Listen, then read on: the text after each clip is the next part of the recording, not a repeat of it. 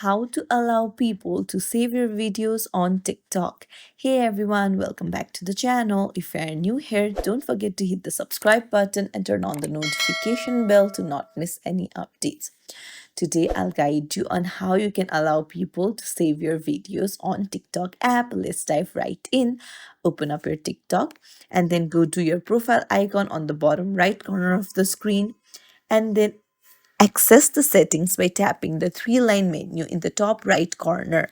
Tap on settings and privacy and then tap on privacy. Scroll down, you'll find downloads. Tap on it and then you will need to tap on toggle on the video downloads, but you can see that if the account is private, other people can't download your videos. So first you'll need to make your account public, so make sure you toggle off the private account option and then switch to public account.